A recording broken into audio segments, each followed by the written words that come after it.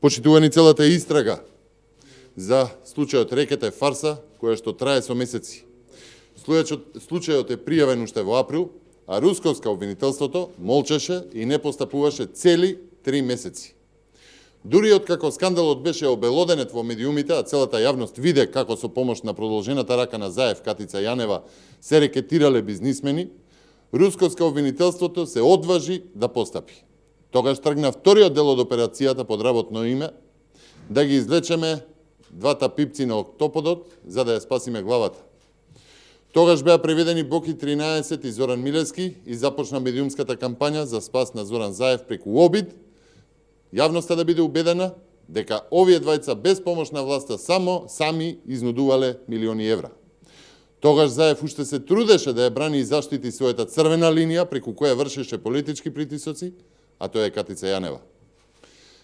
Уште во тоа време Заев се уште тврдеше дека немало докази против Катица Јанева, а русковско обвинителството ја остави уште еден месец во кој што имаше време да ги избрише трагите кои што водат кон неа и кон Зоран Заев. Барањата за продолжувањето на притворот упатена денеска од страна на Вилма Русковска е уште едно продолжување на фарсата. Доколку со истрагата не бидат опфатени и други функционери и доколку истрагата не биде насочена и кон главата на октоподот. Никако поинаку не може да се толкува фактот што дури и шефот на Русковска, Љубомир Јовески, постапува по наредби на притворената Катица Јанева, за која и нејзината адвокатка вели дека има нарушено психофизичко здравје и прима лекарства. Почитувани, судот во овие неколку дена треба да одлучи дали ќе постапи по најавите на Заев, Катица Јанева да биде пуштена од притворот во истражниот затвор, да подсетам, токму како што најавил Заев на проширената лидерска средба, дека тој имал сознанија дека наместо во затворски, Катица Јанева ќе биде преместена во домашен притвор.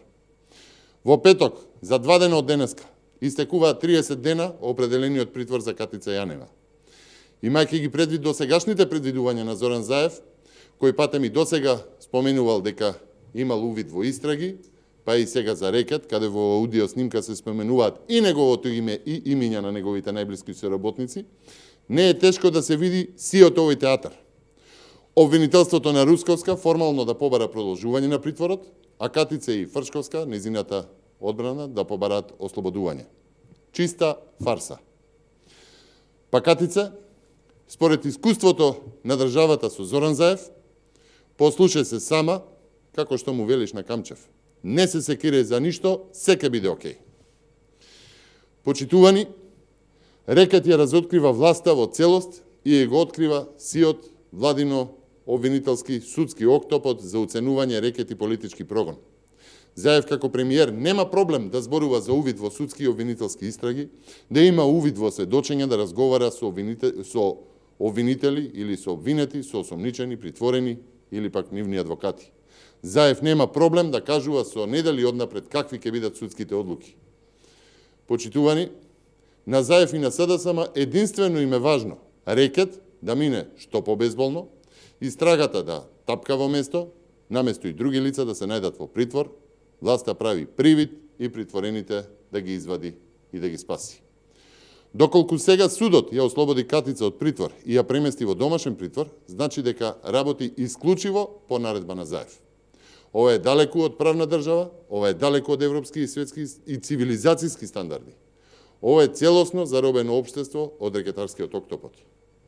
Почитувани, пипците на октоподот се толку раширени и во него се вплеткани толкав број на функционери на власта, што невозможно е да се разреши, освен на избори. Избори веднаш, бидејќи додека државната мафија си ги спасува луѓето фатени и вмешани во милионскиот рекет, Македонија се исели. Избори веднаш, за да може да почне обновата и да одговара секој еден што се огрешил пред законот. Ви благодарам.